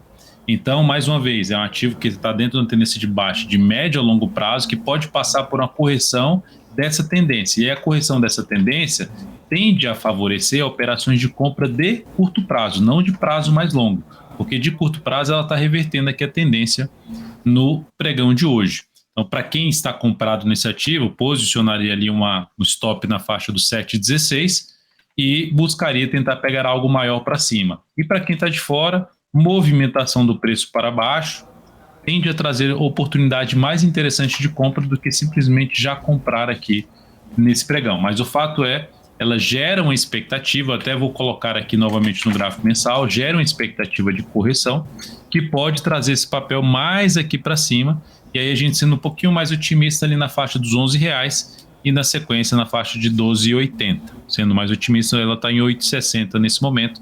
Olharia primeiramente para a região dos R$11. Então, sinalizações de alta em prazos menores como o gráfico diário ou o gráfico semanal, fica mais para compra nesse papel e de curto prazo. E indo para Petz...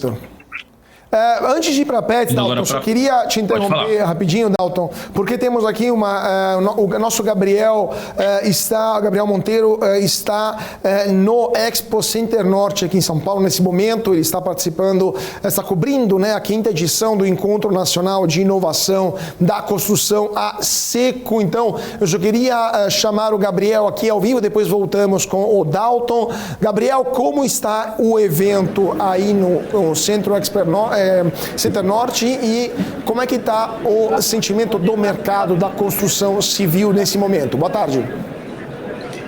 Maravilha, boa tarde, Carlo Cauti. É um prazer estar aqui participando do jornal novamente Fechamento de Mercado, agora trazendo essa feira, esse encontro nacional de inovação para a construção a seco. Construção a seco nada mais é daquela construção, parte de construção civil que não utiliza água, ou seja, cimento nem argamassa são utilizados nesse tipo de construção. Aqui no evento temos várias iniciativas, são 60 expositores presentes aqui, apresentando as suas inovações voltadas a essa porção da construção civil. A construção a seco não é novidade no mercado brasileiro, já é antiga aqui no Brasil, no entanto tem pouquíssima capilaridade na construção civil do país. Justamente por isso que os organizadores, os desenvolvedores do Enix, desse grande encontro, organizaram esse encontro justamente para apresentar inovações e acelerar esse processo e ganhar mais espaço na construção civil brasileira. Temos desde placas cimentadas, revestimento acústicos e térmicos também, justamente para acelerar o processo de construção,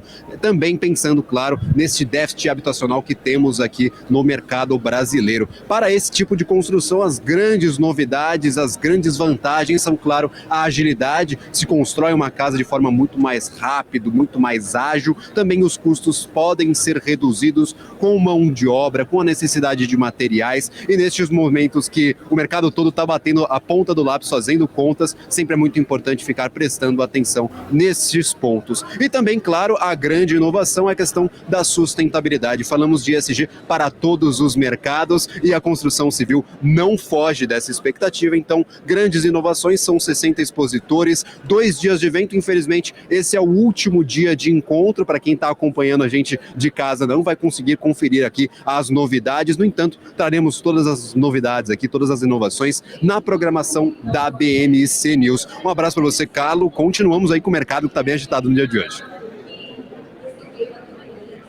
Obrigado por sua participação aqui no Close. Então, vamos ver como é que vai continuar essa feira da construção a seco. Voltando então com o nosso Dalton. Dalton, falando de Alpargatas, então, o que você está vendo no gráfico da empresa?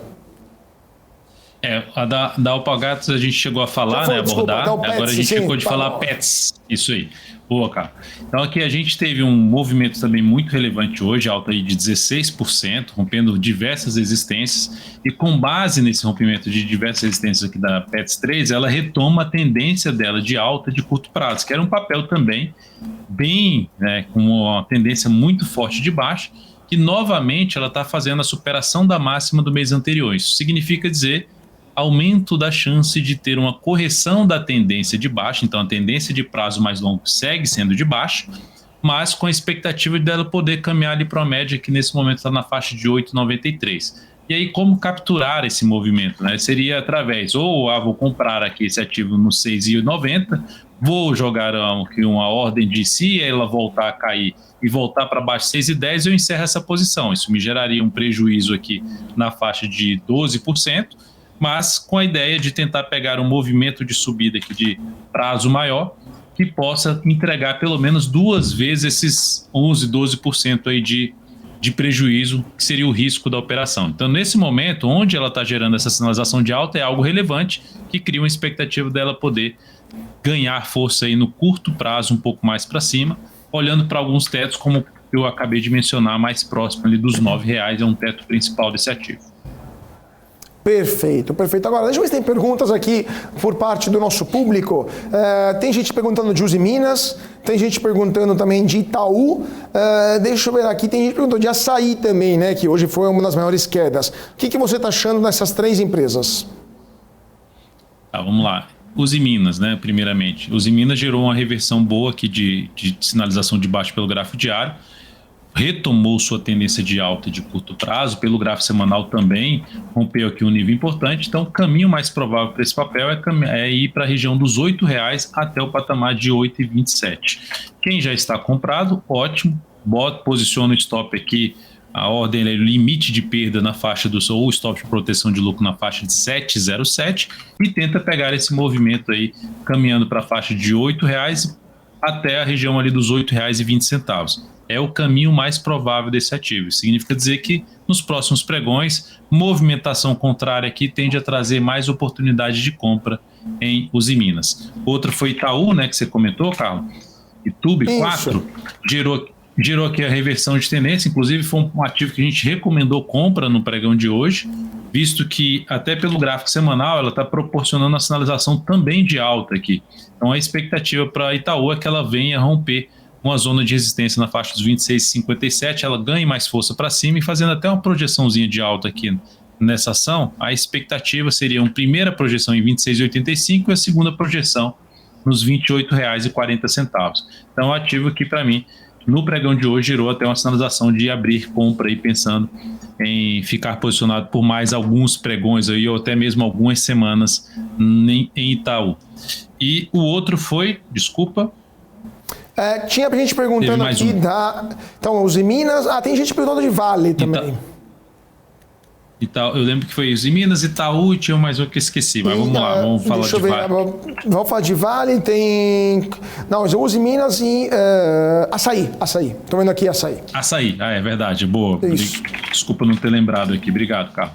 Então aqui a gente tem uma queda acentuada, até respondi, teve um direct no meu Instagram hoje perguntando sobre Assaí e TK13. Enfim, foi um ativo até que eu tinha em carteira de mensal, e aí quando ela fez esse fechamento aqui, eu optei por sair desse papel, na expectativa que ela pudesse vir a cair, mas depois gerasse um sinal de alta. Ela não fez isso, ela veio direto para baixo, ela perdeu a mínima histórica, e eu costumo trabalhar da seguinte forma, Carlos, é um papel que ele está mais fraco do que a média. Tem a média, o Ibov está subindo, que é a nossa média de referência do comportamento dos ativos na bolsa, e esse ativo está caindo. Então, assim, por que eu tenho que comprar um ativo que está mais fraco?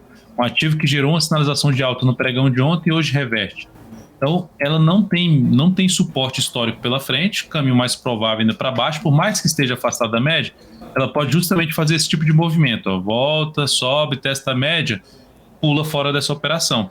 Eu não seria um ativo que eu escolheria para compra, eu prefiro os ativos que estão ou semelhante ao Ibovespa, gerando sinalizações para cima, ou mais forte do que o índice Ibovespa, porque esses ativos tendem a ter uma melhor perspectiva aí, falando de curto a médio prazo, do que a Açaí 3. Então, por enquanto, Açaí sem nenhuma sinalização que me leve a abrir uma compra nesse papel.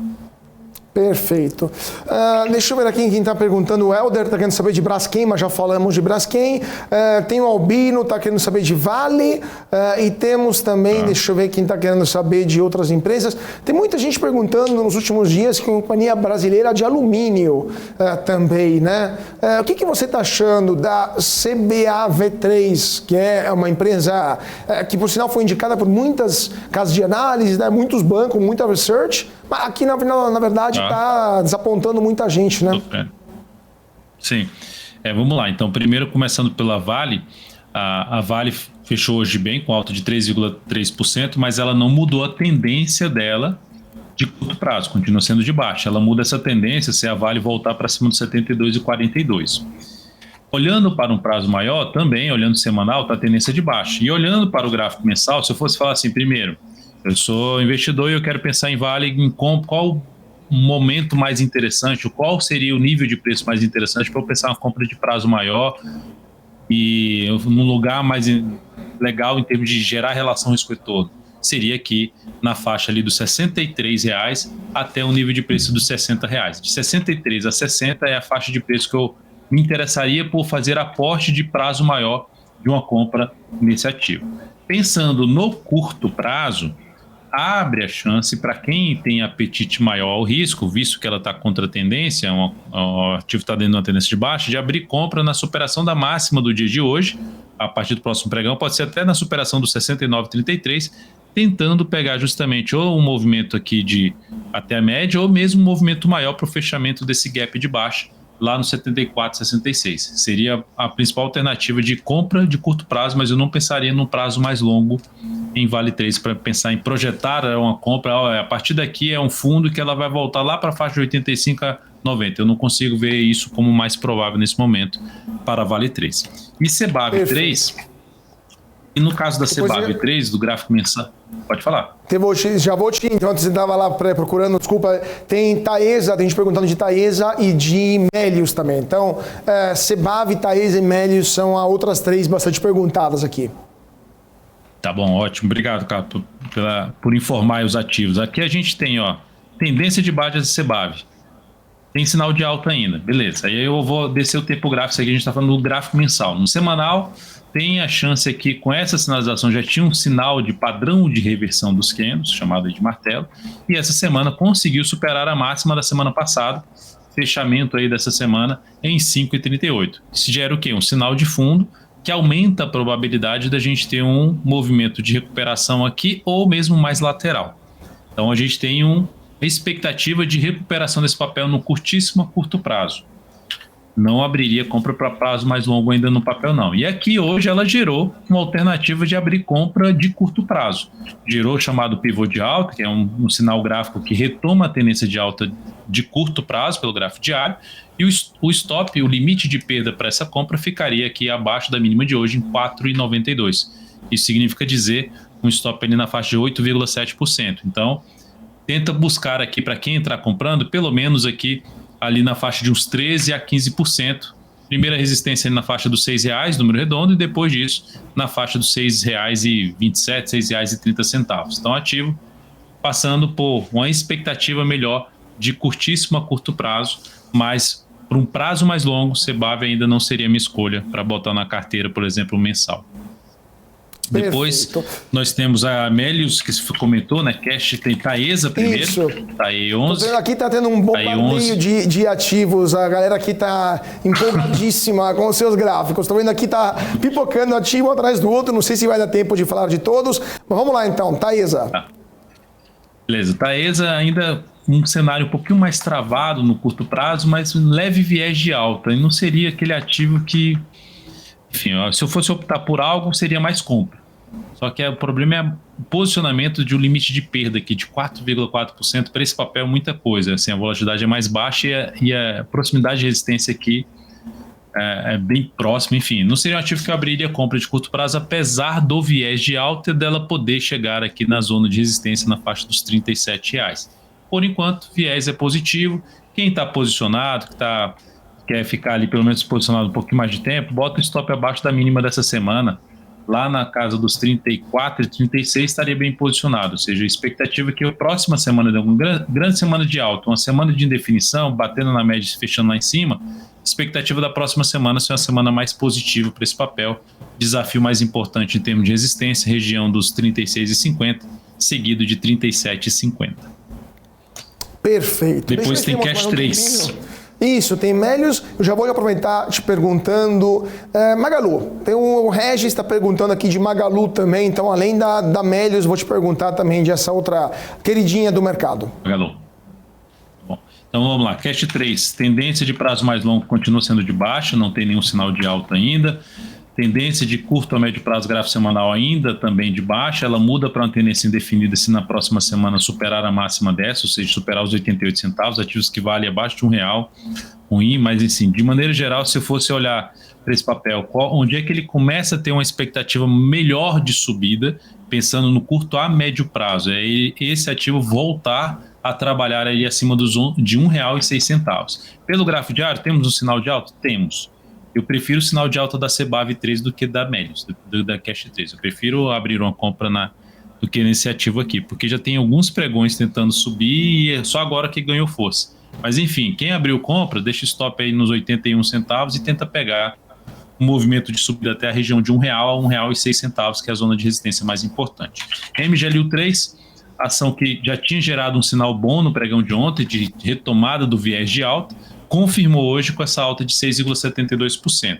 Mas é um ativo que ainda está dentro de um contexto lateral de indefinição. A semana foi boa, alta de 14%, o viés é de alta, só que abrir compra aqui, quem está comprado, eu deixaria o stop abaixo da mínima do pregão de hoje e iria subindo a cada nova mínima ascendente. Para abrir nova compra, se houver lateralização do preço na zona de resistência aqui por volta dos R$3,90, lateralizou, pivô de alta, abriria compra, ou superou esses R$4, voltou, gerou sinal de alta já para cima aqui da média de 13, também abriria compra de curto prazo em Magazine Luiza. Perfeito, perfeito. E agora, mesmo que temos mais 200 tickers aqui pipocando por parte do nosso público, infelizmente o nosso tempo acabou, mas eu queria agradecer muitíssimo o Dalton Vieira da DV Invest por sua participação, sua paciência também com esse bombardeio de tickers chegando para pedir explicação. Muito obrigado, Dalton, por sua participação hoje. Carlos, obrigado a todos os presentes pelos envios também, envios dos pedidos de análise, é sempre um grande prazer. Um excelente final de semana a todos vocês, bom trabalho aí, Carlos.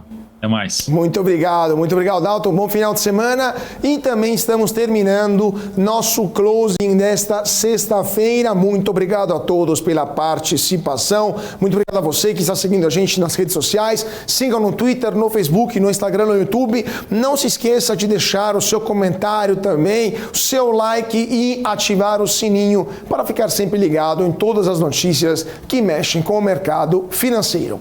Muito obrigado a todos pela atenção. Uma ótima tarde e um ótimo final de semana. Nos vemos na segunda. Até mais!